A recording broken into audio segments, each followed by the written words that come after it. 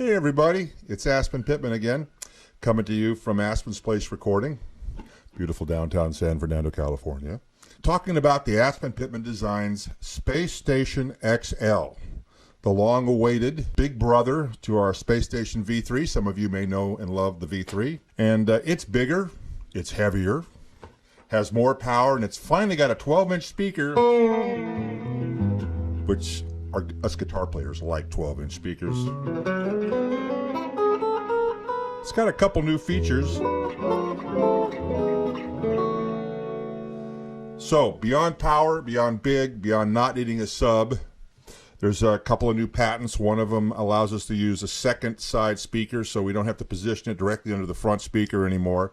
We can actually build an internal cabinet, which gives us a better sounding side speaker. We have to do less acoustical modification to make it sound good. So it's got two 6x5s instead of the one we have in the S3. And it's always been a challenge for me to get a side speaker that had more boomf, more characteristic, more typical speaker response. So we always wanted to build a cabinet. So we come up with an interesting idea.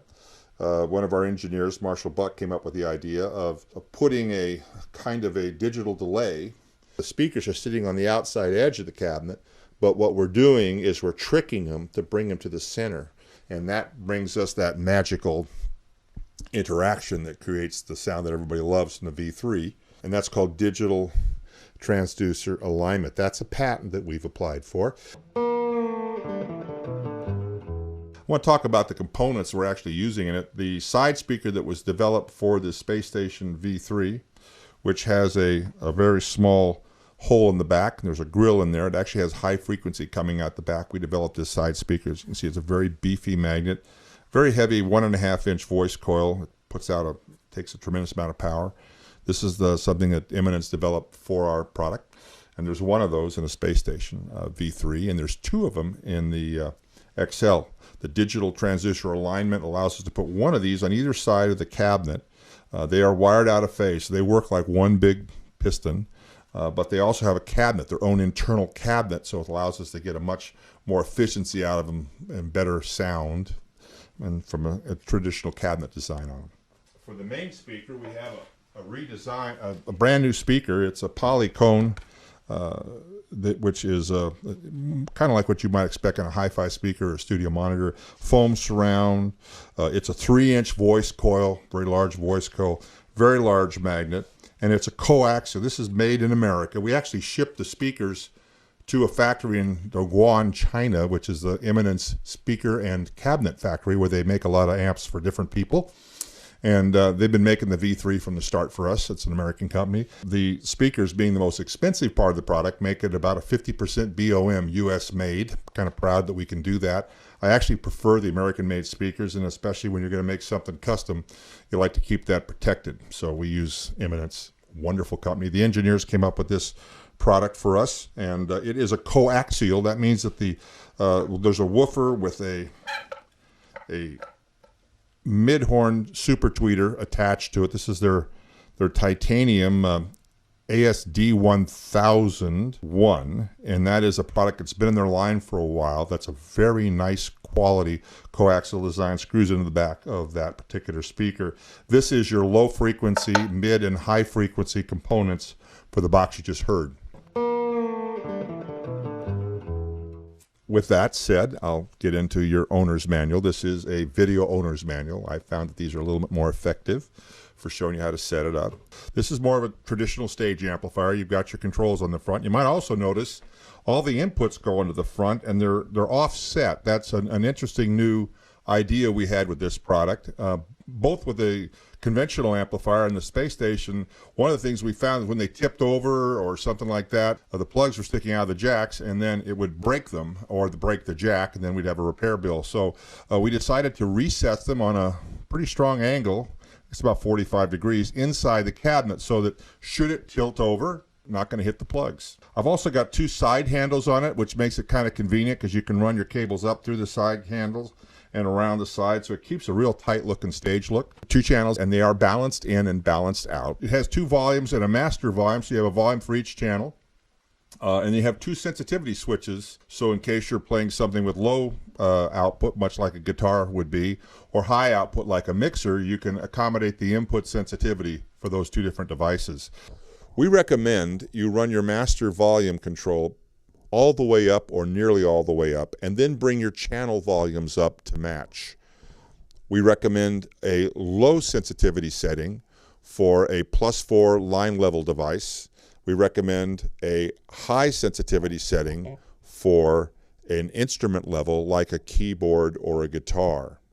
We also have a 3-stage LED, one telling you it's on, that's the blue light, one telling you you're getting close to distortion, which is a yellow light, and then a red light that comes on if you're 3 dB away from distortion. If the input is overloading or if the output is reaching its maximum output, the LED will kick in and give you an indication where you are. So we have channel 1 and channel 2, top and bottom there. They go in. You set your sensitivity. Right now I'm on channel 1, so I've got just a guitar going through a simple delay pedal.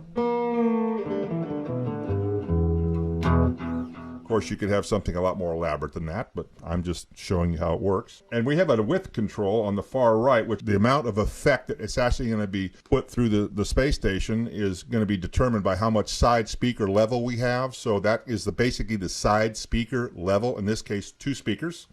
We have one on either side. About 1 o'clock. Gonna turn it off. Pretty dry.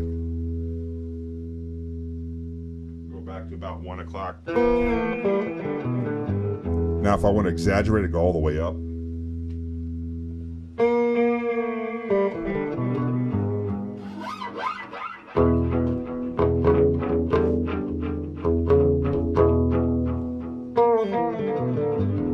Okay, that's a ping pong delay, left, right, hard, left, right.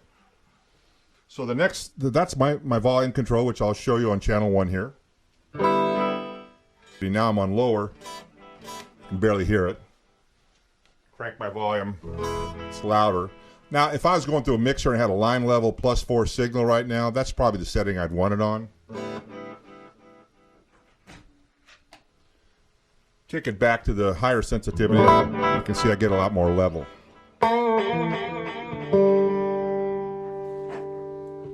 So the same step and repeat for channel 2. You've got the 2 sensitivities and the level control. Next one over is your master level, so that once you've mixed your 2 channels, 2 keyboards, a guitar, a keyboard, mixer, or whatever, you can have one master control on the whole system. And the output of this device, whether it be the left, the right, or the mono on the rear of the panel, which we'll get into in a minute, they're going to be the sum of both of these, how you've mixed them there. Just like a regular mixer, 2 channels in, 1 stereo signal out, or a mono signal if you want to take it to a front of house. The mono signal is also what we would use for the sub output. So the sub is full range, just like the V3.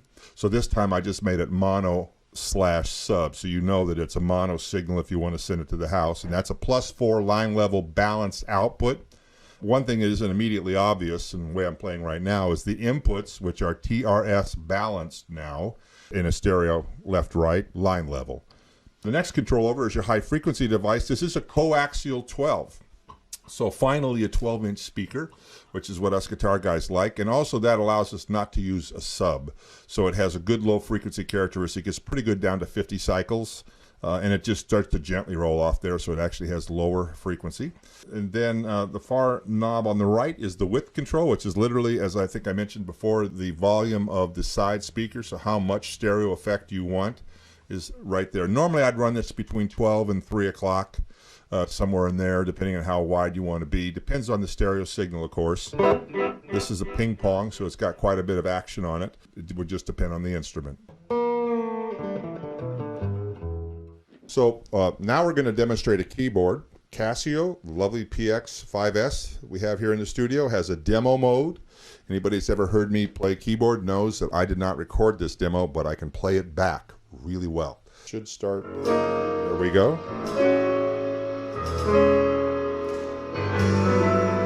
So first I'll show you the high frequency control on and off. Now we're in channel 2. There's no high frequency device. There comes our top end.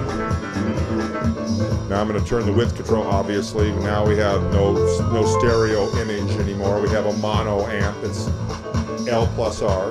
Bring it up. And the magic of center point stereo. Stereo everywhere with one box. Sorry I had to interrupt that right at the crescendo too, huh? Okay, with that, again, 2 inputs, 2 sensitivities, master, high frequency level, which is your coax amplifier, your width level, which is your width on your side. The back has a left, right, and mono output, which are balanced, mono being the sum of left and right. So if you want to send a front of house signal, you've got both XLR and TRS balanced outputs. These are +4 outputs like you'd have from a mixer. And the mixed outputs on the left, the right, and the mono are going to be controlled by your master volume. So however you've set your mixes here on the channels, that's the way they're going to appear in the output section. And the product does have a digital switching power supply, so you can plug it anywhere in the world without having to change any voltages on it. It goes from 90 up to 100, which would be typical for Japan, all the way up to 230 for Europe, and even 240 and 50 in Australia, where they get some very robust power going down the line. So anywhere you plug it in, it's going to work real fine. You might have to change a plug. That's about it. We're real happy with it, and I hope you will be too. If you have any questions, we'll take them. Anytime you want to give us a call, watch this manual first and see if it doesn't answer your questions. Well, that just about wraps it up, guys. If you have any other questions, our phones are always open to you. We're glad to help you in any way we can. We stand behind our products. We love our end users. You're part of the family. Whether you have a Spacestation V3 or one of the new XLs. Now, if you are going to play out with them, we have another thing, which is the Centerpoint Stereo family page, and we would love it if you tell us where you're playing. A lot of people want to go hear this in a real environment, not a music store. They can go see you at your gig, wherever you're playing. No matter where you are, anywhere in the world, post that on our Centerpoint family stereo page. And we'll post your gig, and then people can go see the Centerpoint stereo speaker that you're using at your gig, no matter where that is. So please join our family and let us know where you're playing. So we have some good dealer partners. We have Juke Fox at the Viscount Oregon dealer in Denver, Colorado has our products. The Levin's Music Center, my old friend Alan Levin is our dealer in the Washington, D.C., Baltimore area. Corner Music, Ray down there, and all the guys at Corner Music been Groove Tube supporters from the very beginning, so we've been friends for decades. They have our space stations right here in Los Angeles. Another batch of really old friends that have been in the business with me for many, many years. Westlake Pro Audio has our, you've probably seen some of the videos we did there with Michael Boddicker. Superstore, they have our products. Sweetwater, of course, the guys at Sweetwater are amazing, and probably many of you watching me bought your products or have bought a product from Sweetwater. They have a beautiful store in Indiana, but if you're not located in Indiana, they ship all over the United States as well. Our website, if you're in Mexico or another country that doesn't have the product. In Europe, we're covered by Thomann Music. Long McQuaid in Canada has our products. Audio Chocolate in Australia has our products. The wonderful Soundhouse Company in Japan, very big supporter of our products. With that, I'm going to conclude it. If you have any other questions, you can email us or call us. There's also the Facebook page. So thank you so much for watching, and I really appreciate your support. God bless you, and sayonara.